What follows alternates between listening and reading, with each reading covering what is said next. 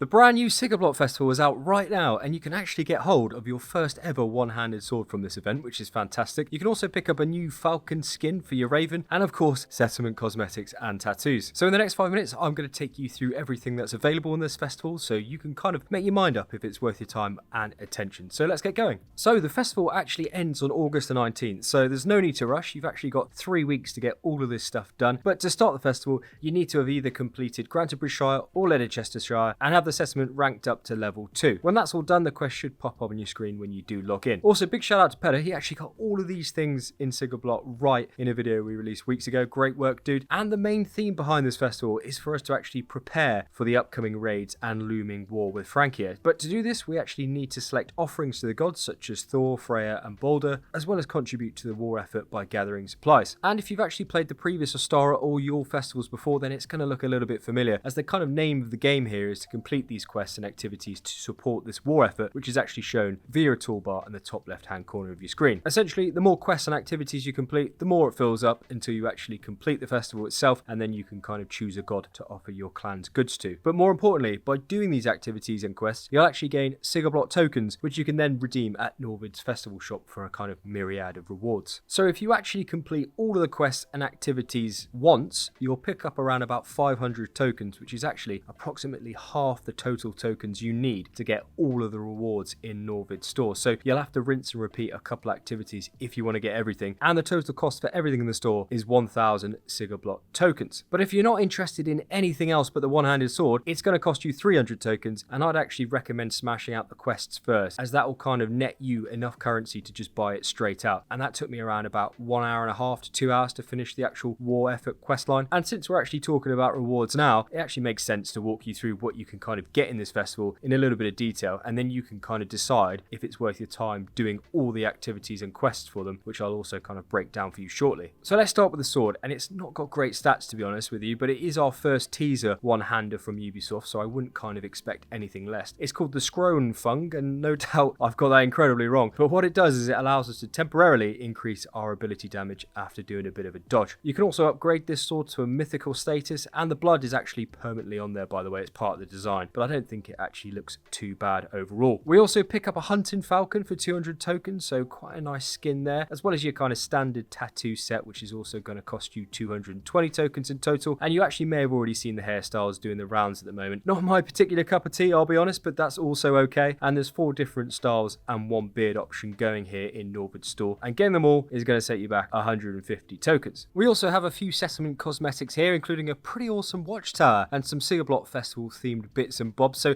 thanks to Shoegazer and Pedder on our Discord for these great picks. And by the way, if you found this breakdown helpful so far, then a like on the video would be very kind and very helpful, so thanks very much. So activities, and in this festival we actually get access to Orlog and the Test Your Metal Brawl tournament, which are both repeatable for a bit of token farming, as well as flighting, which as far as I'm aware is actually only a one-off activity. So Orlog's going to net you 30 tokens for a win, while the tournament will award you 40 for smashing out 3 rounds alongside your Jomsviking, and that's going to offer you, by the way, a choice of either double daggers, shields or a one-handed sword before you do step in the arena. Flighting on the other hand, that's going to net you a quick 40 tokens as well. Just make sure you drop those bars in time with the beat. And doing all this took me around about 20 to 30 minutes to be honest with you, and it was a quick 110 tokens. Now let's move on to some quests, and there's actually quite a few here in this festival to be fair, and they actually all begin at the carving statues around the offering boat near the bonfire. So if you do actually walk up to each one, you can see what you need to do. And a lot of them are pretty self-explanatory to be honest, such as starting a feast by ringing the bell at your longhouse, fishing a fish in a river, and applying a new tattoo at the parlour. And all of these things contribute to the war effort progress in the top left hand corner, and they earn you Sigrblot tokens. But there is actually a couple standout quests here though. You'll have to whistle some pigs from the woods back into their pen, which is mildly amusing, and also gather war letters, which are actually positioned around the bonfire, and they offer some Siege of Paris DLC teasers. Now after you've completed all of these mini quests, including purchasing something at Norvid's shop and a quick river raid, you'll return to the boat offering by the bonfire and finish off the quest line where you'll actually set your boat on fire in the river opposite Ravensthorpe, offering the bounty up to a god of your choosing. For doing all this, you'll actually pick up a settlement cosmetic and an Orlog playing piece for your troubles as a thank you from your clan at Ravensthorpe. And that's it. That's pretty much a punchy roundup of all this stuff available in the festival that's important to know. Let me know what you think of this down below. Always good having a chat with you, and as usual, coffee's on me.